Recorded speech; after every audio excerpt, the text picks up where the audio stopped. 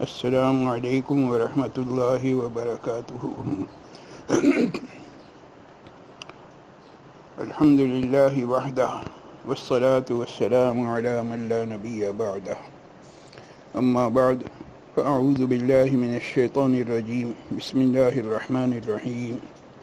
وَلَنَبْلُوَنَّكُمْ بِشَيْءٍ مِّنَ الْخَوْفِ وَالْجُوعِ وَنَقْصٍ مِّنَ الْأَمْوَالِ وَالْأَنفُسِ وَالثَّمَرَاتِ وَبَشِّرِ الصَّابِرِينَ۔ وقال تعالى: قل لن يصيبنا إلا ما كتب الله لنا هو مولانا وعلى الله فليتوكل المؤمنون۔ آمنت بالله صدق الله مولانا العظيم وبلغنا رسوله النبي الكريم ونحن على ذلك من الشاهدين والشاكرين والحمد لله رب العالمين۔ يا رب صل وسلم دائما أبدا على حبيبك خير الخلق كلهم۔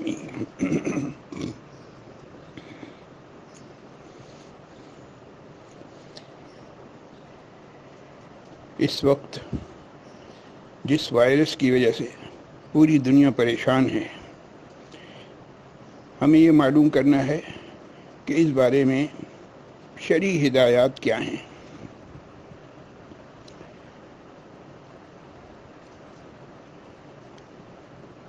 اس بارے میں جو گفتگو ہوگی وہ چونکہ خاصی تفصیلی ہے، لہذا اسے 2 حصوں میں تقسیم کر دیا گیا ہے۔ آج کی نشست میں کرونا وائرس کے بارے میں جو گفتگو ہوگی اس کو ہم نے نام دیا ہے کرونا وائرس نمبر 1، اور انشاءاللہ العزیز اگلی نشست میں مزید گفتگو ہوگی، اس کا نام رکھا گیا ہے کرونا وائرس نمبر 2۔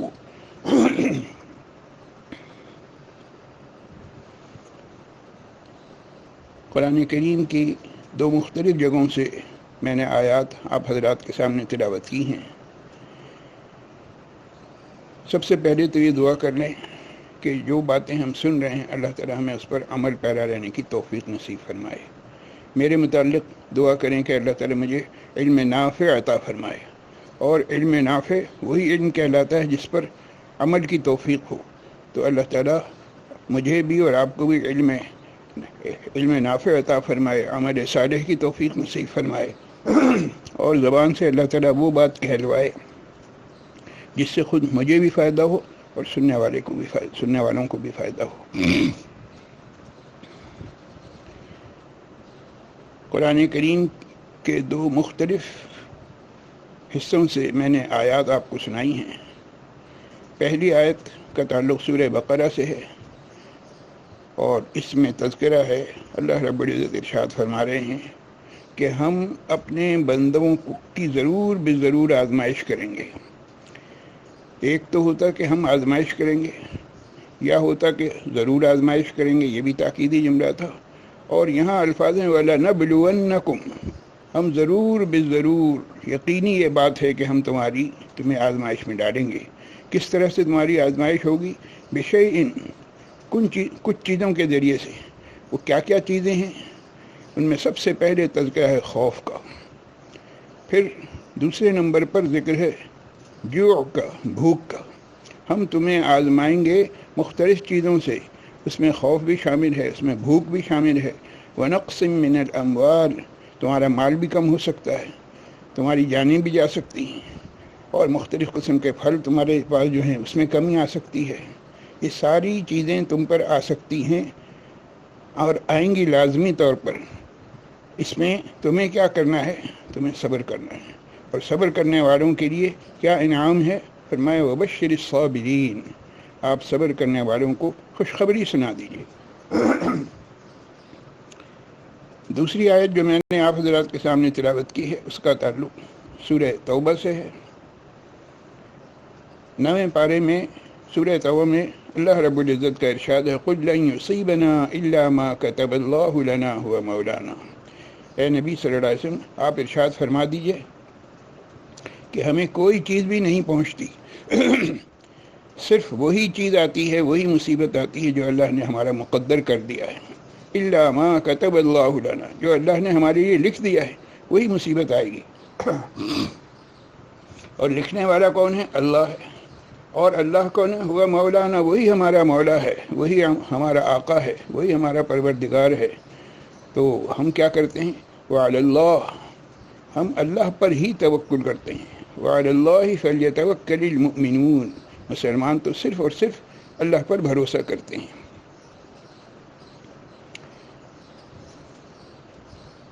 مختلف قسم کی مصیبتیں ہر انسان پر اور خاص طور سے مسلمانوں پر آتی رہتی ہیں، آتی رہی ہیں، اس وقت بھی آئی ہوئی ہیں اور آئندہ بھی آتی رہیں گی۔ اب ان تمام مصیبتوں کے آنے پر کرنا کیا ہے؟ ان دونوں آیتوں سے ہمیں معلوم ہوا کہ دو کام کرنے ہیں۔ ایک کام وہ ہے جسے صبر کہا جاتا ہے، اور دوسرا کام وہ ہے جسے توکل کہا جاتا ہے، بھروسہ کرنا اللہ کی ذات پر۔ یہ صبر و توکل، اس کی حقیقت کیا ہے اور لوگ کس طرح سے اس پر عمل کرتے ہیں؟ لوگوں کو اگر تقسیم کیا جائے تو 4 حصوں میں تقسیم ہو جائیں گے لوگ۔ نمبر 1، کسی بھی مصیبت کے آنے پر بعض لوگ وہ ہیں جو بے صبری کا مظاہرہ کرتے ہیں، خود بھی بے صبرے ہوتے ہیں اور دوسروں کو بھی بے صبرا کر دیتے ہیں، خوف اور دہشت پھیلاتے ہیں۔ ظاہر ہے کہ یہ کوئی عقل مندی نہیں ہے، یہ شریعت کے اصولوں کے خلاف ہے۔ بے صبری کا مظاہرہ کرنا یہ بھی خلاف، اور خوف اور دہشت پھیلانا یہ بھی شرعی اصولوں کے خلاف۔ نمبر 2، کچھ لوگ وہ ہیں کہ دنیا میں کچھ بھی ہوتا رہے، بس سب سے الگ تھلگ ہیں، اپنی دنیا میں مست ہیں، انہیں کوئی سروکار نہیں ہے دنیا میں کیا ہو رہا ہے، لوگ جی رہے ہیں، مر رہے ہیں، لوگوں کو کھانے کے لیے مل رہا ہے یا فاقے ہو رہے ہیں یا کیا ہو رہا ہے، کسی مصیبت میں مبتلا ہیں، خوف میں کچھ نہیں۔ یہ طریقہ بھی شرعی لحاظ سے درست نہیں۔ پھر بعض لوگ وہ ہیں جو اپنے آپ کو متوکل ظاہر کرتے ہیں کہ صاحب ہم توکل کر رہے ہیں، اور توکل انہوں نے کس چیز کا نام رکھا ہوا ہے؟ توکل اس بات کا نام رکھا ہوا ہے کہ اسباب کو اختیار نہ کریں۔ اسباب کو اختیار کیے بغیر توکل کرنا شرعی لحاظ سے یہ بھی غلط ہے۔ شریعت مطہرہ نے ہمیں یہ سکھایا ہے کہ دنیا دارالاسباب ہے، یہاں جو بھی کام کرنے ہیں وہ اسباب کو ضرور اختیار کرنا ہے۔ تو اسباب کو اختیار کیے بغیر بعض لوگ توکل کے مغالطے میں ہیں، یہ حقیقت میں توکل نہیں ہے، یہ حقیقت میں من مانی ہے۔ اس کو دوسرے الفاظ میں یہ کہا جائے گا کہ یہ من چاہا اسلام ہے، یہ محمد چاہا اسلام نہیں ہے۔ اور سب سے آخر میں ان لوگوں کا تذکرہ ہے جو اسباب کو بھی اختیار کرتے ہیں، احتیاطی تدابیر بھی بروقار لاتے ہیں، اور ساتھ ہی ساتھ توکل کرتے ہیں اللہ کی ذات پر۔ یہ طریقہ عین شریعت ہے، یہ طریقہ وہ ہے جو اللہ اور اللہ کے رسول صلی اللہ علیہ وسلم نے بتلایا ہے۔ اور مذکورہ بالا دونوں آیتوں سے ہمیں جو سبق مل رہا ہے وہ یہی ہے کہ مصیبتوں کے آنے پر ہم توکل کریں۔ توکل کا کیا مطلب ہے؟ اسباب کو اختیار کریں، جو احتیاطی تدابیر ہو سکتی ہیں وہ احتیاطی تدابیر کریں، اور ساتھ ہی ساتھ ان احتیاطی تدابیر پر بھروسہ نہ کریں بلکہ بھروسہ اللہ کی ذات پر۔ وعلی اللہ فلیتوکل المؤمنون، مسلمان تو صرف اللہ کی ذات پر ہی بھروسہ کرتے ہیں۔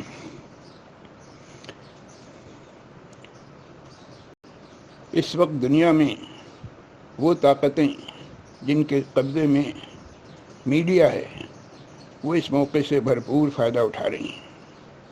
انہوں نے پوری دنیا میں ایک خوف کی فضا قائم کر دی ہے۔ ان کا جو کام ہے وہ اپنا کام کر رہے ہیں، اور ہمارا جو کام ہے وہ ہمیں کرنا چاہیے۔ ان کا کام ہے خوف کی فضا قائم کرنا، اور ہمارا کام ہے خوف کی فضا کو، اور انہوں نے جو سازش کی ہے اس کو ناکام بنانا۔ خوف کی فضا کو ختم کرنا، اسے ناکام بنانا، یہ ہماری ذمہ داری ہے، یہ ہمارا کام ہے۔ ہمیں اس کام کو پوری ذمہ داری سے ادا کرنا چاہیے۔ بھائی وقت اور حالات کے لحاظ سے لطیفے بھی تبدیل ہوتے رہتے ہیں، تو چھوٹا سا چلتے چلتے ایک جملے کا ایک لطیفہ بھی سنا دیتا ہوں۔ آج کل چونکہ زیادہ تر وقت گھر میں ہی گزر رہا ہے، اور گھر میں نہ بھی گزر رہا ہو، عمومی حالات میں بھی کہنے والے نے کہا ہے کہ بھائی کرونا وائرس سے ڈرنا نہیں ہے بلکہ لڑنا ہے، اور بیوی سے لڑنا نہیں ہے بلکہ ڈرنا ہے۔ تو بیوی سے ڈرنے والی بات جو ہے یہ معمولی بات نہیں، یہ بہت بڑی بات ہے، یہ ایک حقیقت ہے، اور یہ کہنا چاہیے گھریلو نظام کو درست رکھنے کا ایک بہت اہم طریقہ ہے۔ اور اسی قسم کی کوئی بات اس سے پہلے کسی وقت میں نے کہہ دی تھی، تو ایک صاحب نے اس پر تبصرہ کیا کہ بھائی آپ اپنی تقریر میں آپ بیتی سنانے لگ گئے۔ میں نے عرض کیا کہ حضرت یہ آپ بیتی نہیں ہے بھائی، یہ جگ بیتی ہے، اور جگ بیتی اس طرح سے ہے کہ ہم اور آپ تو کس شمار و قطار میں ہیں۔ فاروق اعظم رضی اللہ تعالیٰ عنہ پتہ چلا کہ گھر میں اپنی بیوی کی ڈانٹ پھٹکار سن رہے ہیں۔ حیرت کی بات ہے، اتنی بڑی سلطنت، اتنے بڑے علاقے پر حکومت کرنے والی شخصیت، وہ اپنی گھر والی سے ڈر رہے ہیں۔ تو اسے ڈرنا نہیں کہتے، اسے حالات سے سمجھوتا کرنا کہتے ہیں، اور یہ شریعت مطہرہ کا بتایا ہوا اصول ہے۔ خود اللہ کے رسول صلی اللہ علیہ وسلم نے ارشاد فرمایا کہ اپنے گھر والوں کے ساتھ حسن سلوک کرو، اور یہ حسن سلوک بہت اعلیٰ درجے کا کام ہے۔ خود اللہ کے رسول صلی اللہ علیہ وسلم نے عمل کر کے دکھایا ہے، لہذا اس پر عمل کرنا چاہیے ہمیں۔ گھریلو ماحول کو کہنا چاہیے پرامن رکھنے کے لیے اگر کسی وقت کسی معاملے میں گردن جھکانی پڑے تو ضرور جھکا دیں، کوئی حرج نہیں، اس میں کوئی خرابی یا قباحت نہیں ہے۔ بہرحال یہ بات تو ذیلی طور پر آئی تھی۔ اصل جو موضوع چل رہا تھا اس موضوع کے سلسلے میں قرآن کریم کی ایک آیت بھی میں آپ کو سنانا چاہتا ہوں۔ یہ سورہ نحل کی آیت ہے، 14ویں پارے میں اللہ رب العزت نے ارشاد فرمایا وَضَرَبَ اللَّهُ مَثَلًا قَرْيَةً كَانَتْ آمِنَةً مُطْمَئِنَّةً يَأْتِيهَا رِزْقُهَا رَغَدًا مِنْ كُلِّ مَكَانٍ فَكَفَرَتْ بِأَنْعُمِ اللَّهِ فَأَذَاقَهَا اللَّهُ لِبَاسَ الْجُوعِ وَالْخَوْفِ بِمَا كَانُوا يَصْنَعُونَ۔ گزشتہ قوموں میں سے کسی قوم کا تذکرہ ہے کہ ان کا حال کیا تھا کہ وہ بستی والے امن و سکون سے تھے، اطمینان میں تھے، رزق کی بھی فراوانی تھی، ہر طرف سے رزق آ رہا تھا، لیکن انہوں نے کیا کیا؟ بجائے شکر کے کفر کا پہلو اختیار کیا، نافرمانی کا پہلو اختیار، فکفرت بانعم اللہ کی نعمتوں پر اس کا شکر ادا کرنے کے بجائے کفران نعمت کیا، تو اللہ تعالیٰ نے انہیں کس عذاب میں مبتلا کیا؟ فَأَذَاقَهَا اللَّهُ لِبَاسَ الْجُوعِ وَالْخَوْفِ، اللہ تعالیٰ نے انہیں چکھایا، مزہ چکھایا، کس چیز کا؟ بھوک کے لباس کا اور خوف کے لباس کا۔ بھوک اور خوف کا لباس انہیں پہنایا گیا، کیوں؟ بِمَا كَانُوا يَصْنَعُونَ، ان کی حرکتوں کی وجہ سے۔ ذرا غور کیجئے قرآن کریم نے کیسے الفاظ استعمال کیے ہیں۔ صرف یہ نہیں فرمایا کہ ہم نے ان کو بھوک اور خوف میں مبتلا کیا۔ سورہ قریش میں الذی اطعمہم من جوع وآمنہم من خوف، وہاں پر بھوک کا تذکرہ ہے اور خوف کا تذکرہ ہے۔ معلوم ہوا کہ انسانی زندگی میں ان دونوں چیزوں کی بڑی اہمیت ہے۔ اگر ایک شخص بھوکا ہے تو اس حالت میں بھی وہ زندگی نہیں گزار سکتا، اور اگر ایک شخص پیٹ بھرا ہوا ہے لیکن خوف کی حالت میں ہے تو بھی زندگی نہیں گزار سکتا۔ بھوک کا مسئلہ بھی حل ہونا چاہیے اور خوف کا مسئلہ بھی حل ہونا چاہیے۔ اب ذرا ہم غور کریں، اور پھر اس سلسلے میں قرآن کریم نے صرف جوع اور خوف کے لفظ کو استعمال نہیں فرمایا، بلکہ اللہ تعالیٰ ارشاد فرما رہے ہیں لباس الجوع والخوف، ہم نے انہیں بھوک کا اور خوف کا لباس پہنا دیا۔ کیا مطلب ہے؟ جب انسان لباس پہنتا ہے تو وہ لباس انسان سے دور نہیں ہوتا، بالکل قریب ہوتا ہے، اتنا قریب کہ جسم سے چپکا ہوا ہوتا ہے۔ ایسے ہی بھوک آ کے چمٹ گئے، ایسے ہی خوف آ کے چمٹ گیا۔ ہم ذرا غور کریں ہمارے کیا حالات ہیں۔ کہنے والے نے کہا ہے ابھی تو خوف ہی آیا ہے آزمائش کو، ابھی تو خوف ہی آیا ہے آزمائش کو، اب اس کے بعد یہاں بھوک آنے والی ہے۔ اللہ تعالیٰ محفوظ رکھے، خدا نہ خواستہ اللہ نہ کرے یہ کرونا وائرس کا سلسلہ ختم ہوتا ہے تو ایسا نہ ہو کہ یہاں قید سالی کا عذاب آ جائے۔ اس سے اللہ کی پناہ مانگنی چاہیے، اور پناہ مانگنے کا طریقہ کیا ہے کہ اللہ کے ہم فرما بردار بن جائیں۔ کبوتر کی طرح ہم اگر آنکھیں بند کر لیں گے تو اس سے خطرہ ٹل نہیں سکتا۔ خطرات کو ٹالنے کے لیے کیا کرنا ہوگا؟ ہمیں ہمت اور حوصلے سے حالات کا مقابلہ کرنا ہوگا۔ ذرا غور کیجئے، کبھی آج تک ایسا ہوا ہے کہ کوئی ملک اپنے ہاتھوں اپنا مقاطعہ کر کے بیٹھ جائے؟ مقاطعے کا مطلب ہے بائیکاٹ. مکمل بائیکاٹ کے ذریعے سے ہم نے اپنے آپ کو کاٹ دیا ہے، اپنے شہر کو اپنے لیے ہم نے جیل بنا لیا ہے، اور انتہائی کامیابی کے ساتھ شہریوں کو ان کے گھروں میں قید تنہائی کا شکار کر دیا گیا ہے. کیسی عجیب و غریب بات ہے. کبھی آج تک ایسا نہیں ہوا کہ پوری دنیا میں لوگ گھروں میں قید ہو گئے ہوں. اور یہ ایک دو نہیں، تمام ممالک اپنے آپ کو از خود لاک ڈاؤن کرتے جا رہے ہیں. بھائی سوچنے کی بات ہے کہ اس سے پہلے بھی بے شمار بیماریاں آتی رہیں، بیک وقت لاکھوں لوگ مرتے رہے، مگر یہ صورتحال کبھی سامنے نہیں آئی. اور کیجئے، بظاہر یہ ایک چھوٹی سی بیماری ہے، کرونا فلو ہی کی ایک قسم ہے. دنیا میں فلو کی ہلاکت خیزی کرونا کے مقابلے میں بہت زیادہ ہے. یہ بات میں اپنی طرف سے نہیں کہہ رہا ہوں. یہ بی بی سی کی رپورٹ ہے، اور بی بی سی نے بھی اپنی طرف سے نہیں، WHO کی طرف سے رپورٹ پیش کی ہے. ورلڈ ہیلتھ آرگنائزیشن، عالمی ادارہ صحت، اس کا کہنا یہ ہے، اس کی رپورٹ کے مطابق ہر سال 6 لاکھ افراد فلو کی وجہ سے موت کی نیند سو جاتے ہیں. 6 لاکھ افراد مر جاتے ہیں، لیکن خوف کی کیفیت نہیں آتی. کیوں؟ اس لیے کہ اسے بریکنگ نیوز نہیں بنایا گیا. ہمارے ہاں میں یہ نہیں کہہ رہا کہ کرونا وائرس جو ہے وہ نہیں ہے یا کوئی بلا وجہ کا ہو. یہ رہا ہے کہ چیز کم ہے، اس کو اچھالا زیادہ جا رہا ہے، اور اس سے مختلف قسم کے فائدے اٹھائے جا رہے ہیں. ہراسمنٹ کی کیفیت کسی مرض میں، کسی چیز میں اس سے پہلے نہیں دیکھی گئی. اور پھر ایک اور بات آپ کی خدمت میں عرض کروں. اہم بات یہ ہے کہ اس سلسلے میں ہلاکتوں کی تعداد میں اضافہ دن بدن ہو رہا ہے، اور یہ اضافہ کسی غریب یا کسی ترقی پذیر ملک میں نہیں ہے، بلکہ اس ملک میں ہو رہا ہے جو اپنے آپ کو بڑا فن خواں سمجھتے ہیں.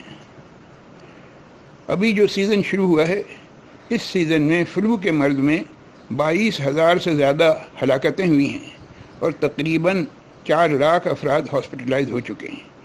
یہ کہاں کی کہانی ہے؟ یہ امریکہ کی کہانی ہے. اور حیرت انگیز بات یہ کہ اسی امریکہ میں صرف 4,000 افراد جو ہیں وہ کرونا سے متاثر ہوئے ہیں. کہاں 22,000 ہلاک ہو گئے، اور کہاں 4,000 افراد متاثر ہوئے ہیں، اور صرف 70 اشخاص اس میں سے کہنا چاہیے ان کا آخری وقت آ گیا، وہ اس دنیا سے رخصت ہو گئے. 70 اشخاص کے مرنے پر ہنگامی حالت کا اعلان کر دیا گیا. لوگوں میں خوف و ہراس بٹھا دیا گیا. بڑے بڑے ڈپارٹمنٹل اسٹور جو ہے وہ خالی ہو گئے. لوگ گتھم گتھا ہو رہے ہیں، دوڑ رہے ہیں، بھاگ رہے ہیں. کس کام کے لیے؟ کہہ رہے بھائی کچھ اناج جمع کر لو، کچھ کھانے پینے کی چیزیں جمع کر لو. کیوں؟ اس لیے کہ اب آگے چل کے لاک ڈاؤن ہونے والا ہے، اور بھائی اب کھانے پینے کو کچھ نہیں ملے گا، لہذا ذخیرہ اندوزی کر لو، جو کچھ لا سکتے ہو لا کے اپنے پاس رکھو. تو یہ طریقے ان ممالک میں ہیں جو اپنے آپ کو ترقی یافتہ کہتے ہیں. تو ہمارا ملک تو بھائی ایشیائی ممالک، اور خاص طور سے ہمارا ملک، یہ ترقی یافتہ نہیں شمار ہوتا، بلکہ ہم تو ابھی ترقی پذیر ہیں. اگر ہمارے ہاں کچھ ایسا ہو رہا ہے تو یہ کوئی حیرت کی بات نہیں ہے. اصل بات جو مجھے عرض کرنی ہے وہ یہ ہے کہ اس وبا کا مقابلہ کرنے کے لیے ہمیں کیا کرنا ہے. کچھ کام ہمارے کرنے کے ہیں، اور کچھ کام حکومت کی ذمہ داری ہے. حکومت کی کیا ذمہ داری ہے؟ وہ یہ کہ اس مصیبت کے وقت میں حکومت کو چاہیے کہ بڑھتی ہوئی مہنگائی پر کنٹرول کرے. اس مصیبت کے وقت میں غریب طبقے کے لیے سہولیات کی فراہمی ہو. زبانی جمع خرچ نہ ہو، بلکہ عملی طور پر کچھ نظر آئے.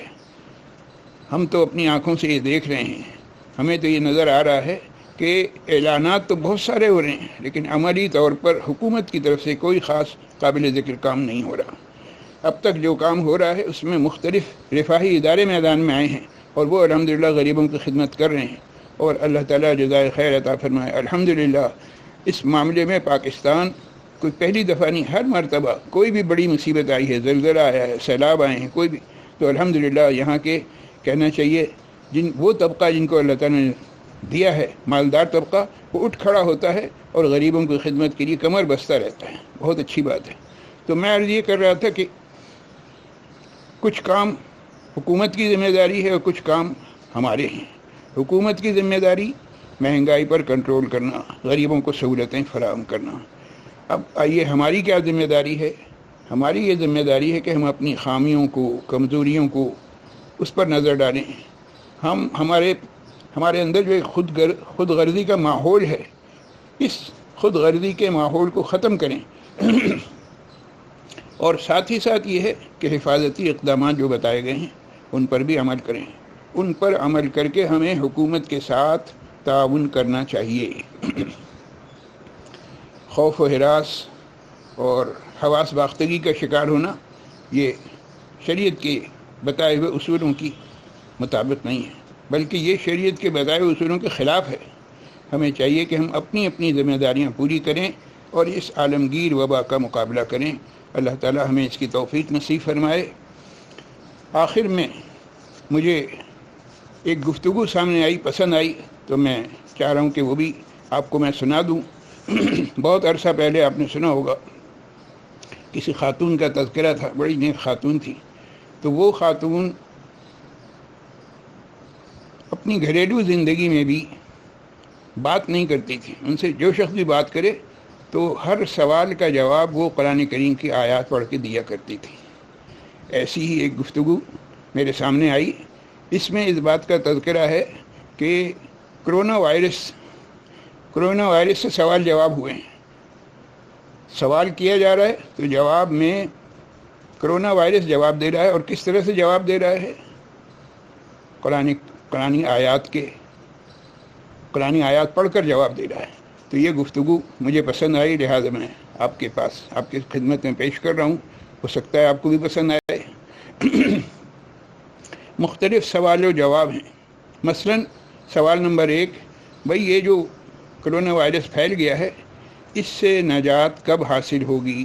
کرنے والے نے سوال کیا وائرس سے، تو وائرس جواب کیا دے رہا ہے؟ ایام معدودات، بھئی یہ چند دن ہیں، انشاءاللہ چند دن کے بعد یہ سب ختم ہو جائے گا۔ اچھا، کرنے والے نے اگلا سوال کیا کہ بھئی ڈاکٹرز جو ہیں وہ نسخے بتلاتے رہتے ہیں، آپ کیا کہتے ہیں؟ جواب میں وہ کہہ رہا ہے ولا ينبئك مثل خبیر، تمہیں جیسی خبر خبیر نے دی ہے، علیم نے دی ہے، ویسی کوئی خبر نہیں دے سکتا۔ اللہ رب العزت نے تمہیں جو بتلایا ہے، قرآن کریم کی آیات اور احادیث میں تمہیں جو ہدایات دی گئی ہیں، تم اس پر عمل کرو۔ اگلا سوال کرنے والے نے کیا کہ بھئی محکمہ صحت کی جانب سے جو ہدایات دی جا رہی ہیں، اس بارے میں آپ کیا کہتے ہیں؟ حکومتی سطح پر جو ہدایات دی جا رہی ہیں، اس کے بارے میں آپ کی کیا رائے ہے؟ جواب وہ دے رہا ہے واسمعوا واطیعوا، بھائی ان کی باتیں سنو بھی اور اطاعت بھی کرو، کیونکہ ہماری ذمہ داری ہے۔ یا ایھا الذین آمنوا اطیعوا اللہ واطیعوا الرسول واولی الامر منکم، تم پر جو حکمراں ہیں ان کی بات مانو، بشرطے کہ وہ باتیں شریعت کے خلاف نہ ہوں۔ اور آگے چلیے، بھئی اس سے بچنے کی بھی کوئی تدبیر ہے؟ تو جواب میں وائرس کہہ رہا ہے وقرن فی بیوتکن، اس سے بچنے کی تدبیر یہ کہ اپنے گھر میں بیٹھے رہو، باہر نہ نکلو، اور ایک دوسرے سے میل ملاپ جتنا ہو سکتا ہے اس کو کم کرو۔ کرنے والے نے اگلا سوال کیا بھائی اس بیماری سے حفاظت کے لیے کوئی نسخہ ہے آپ کے پاس؟ وہ جواب دے رہا ہے فاغسلوا وجوہکم وایدیکم، بھائی اپنے منہ ہاتھ کو بار بار دھوتے رہو، یہ نسخہ ہے، قرآنی نسخہ اس وائرس کو ختم کرنے کے لیے۔ پھر سوال کرنے والے نے اگلا سوال کیا کہ بھائی کپڑوں میں بھی اس بیماری کے لگنے کا اندیشہ ہے، تو اس کا علاج آپ کیا بتائیں گے؟ وائرس جواب دے رہا ہے وَثِيَابَكَ فَطَهِّرْ، اپنے کپڑوں کو پاک و صاف رکھو۔ قرآنی ہدایات ہے کہ وہ اپنے کپڑوں کو پاک و صاف رکھیں، اسی پر عمل کرو۔ اب سوال کرنے والے نے اگلا سوال کیا کہ کیا غیر ضروری کاموں کے لیے گھر سے باہر نکلنے کی اجازت ہے؟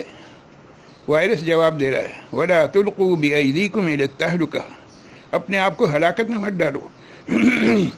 ان حالات میں باہر نکلنا اپنے آپ کو ہلاکت میں ڈالنا ہے۔ اب کیونکہ چھٹیاں ہیں، گھر بیٹھے ہوئے ہیں، کیا کریں؟ تو کیا رشتہ دار ایک دوسرے کے پاس آ جا سکتے ہیں؟ سوال کرنے والے نے سوال کیا کہ کیا رشتہ دار سے ملاقات کے لیے ہم جا سکتے ہیں، ان کے گھر میں داخل ہو سکتے ہیں؟ وائرس جواب دے رہا ہے لا تدخلوا بیوتا غیر بیوتکم، اپنے گھر کے علاوہ کسی کے گھر میں داخل نہ ہو، اپنے گھر میں صرف بیٹھے رہو چپ چاپ خاموشی کے ساتھ، فکر نہیں کرو بلکہ ذکر کرو، اللہ کا ذکر کرو، اللہ سے مدد مانگو۔ پھر سوال کرنے والے نے اگلا سوال کیا کہ کچھ لوگوں کا خیال ہے کہ یہ بڑی طاقتوں کی سازش ہے، اس بارے میں آپ کیا کہتے ہیں؟ وائرس جواب دے رہا ہے وَإِن تَصْبِرُوا وَتَتَّقُوا لَا يَضُرُّكُمْ كَيْدُهُمْ شَيْئًا، کہ اگر تم صبر کرو، تقوی اختیار کرو، تو ان کا مکر و فریب تمہیں کوئی نقصان نہیں پہنچائے گا۔ ان کے مکر و فریب سے بچنے کا ایک ہی طریقہ ہے صبر اور تقوی کی زندگی اختیار کرنا۔ اور کرنے والے نے اگلا سوال کیا کہ بھائی اس سے نجات کون دے گا؟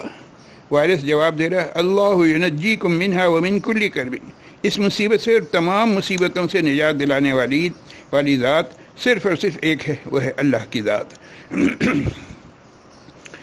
اور کرنے والے نے آخری سوال کیا کہ بھائی گھر میں بیٹھے بیٹھے کیا کروں؟ وائرس جواب دے رہا ہے وَاذْكُرْ رَبَّكَ كَثِيرًا وَسَبِّحْ بِالْعَشِيِّ وَالْإِبْكَارِ، کثرت سے اللہ کا ذکر کرو اور اللہ کی تسبیح پڑھتے رہو، کب؟ صبح کو بھی اور شام کو بھی۔ صبح اٹھ کر سب سے پہلے اللہ کی تسبیح بیان کرو، ذکر و اذکار میں اپنے آپ کو مشغول رکھو، اور پھر دوبارہ شام کو بھی یہی کام کرو۔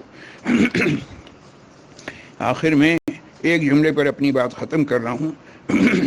ذرا سوچئے کہ 15 دن وائرس کی وجہ سے کاروبار بند ہیں، یہ وہی کاروبار ہے جو نماز کے لیے 15 منٹ بند نہیں ہوتا تھا۔ یہ ہماری دینی حالت تھی کہ ہم اپنا کاروبار بند کرنے کے لیے تیار نہیں تھے۔ 10-15 منٹ جس وقت نماز ہو رہی ہے، الحمدللہ سعودیہ میں اس پر عمل ہوتا ہے کہ نماز کے اوقات میں کاروبار بند ہو جاتے ہیں۔ ہمارے یہاں مسلمان بھائیوں کو اگر توجہ دلائی جائے تو وہ کہتے ہیں یعنی صاحب یہ اپنی دکان کیسے بند کریں، کیسے ہم نماز کے لیے جی آئیں؟ وہ دیکھیں گاہکوں کا اتنا رش ہے، تو گاہک تو آتے اسی وقت ہیں، شیطان لاتا ان کو اسی وقت تاکہ وہ جماعت کی نماز سے محروم ہو جائیں۔ اللہ کے بندے، جماعت کی نماز کی اہمیت اس سے زیادہ ہے، لہذا ایسے موقع پر کاروبار بند کر دیا جائے، دکان بند کر دی جائے۔ 10-15 منٹ کی بات ہے، نماز میں کتنا وقت لگتا ہے؟ ذرا سوچیے کہ 15 دن جو ہے وائرس کی وجہ سے ہمارا کاروبار بالکل بند ہے، دکان کھولنے کی اجازت ہی نہیں، ہم دکان نہیں کھول رہے۔ یہ وہی کاروبار ہے جو نماز کے لیے 15 منٹ بند نہیں ہوتا تھا۔ یہ کیا چیز ہے؟ یہ ہماری دینی غیرت کو چیلنج ہے۔ ہم سے سوال کیا جا رہا ہے کہ دیکھو تم 15 منٹ کے لیے جماعت کی نماز کے لیے وقت نہیں نکال رہے تھے، اب دیکھو اللہ کی طرف سے کوڑا آیا، مسلط ہوا، اور 15 دن سے تم کاروبار بند کرنے پر مجبور ہو گئے ہو۔ لہذا یہ جو کچھ بھی ہے یہ سب ہماری ہی اعمال کی سزا ہے۔ ہمیں اللہ تعالیٰ سے دعا مانگنی چاہیے، اللہ تعالیٰ ہمارے گناہوں کو معاف فرمائے، آئندہ کے لیے ہمیں گناہوں سے بچا لے، اور ہمیں نیکیوں کی طرف بڑھنے اور گناہوں سے بچنے کی اللہ تعالیٰ توفیق نصیب فرمائے۔ آمین برحمتک یا ارحم الراحمین، وآخر دعوانا عن الحمد للہ رب العالمین۔ السلام علیکم ورحمۃ اللہ وبرکاتہ۔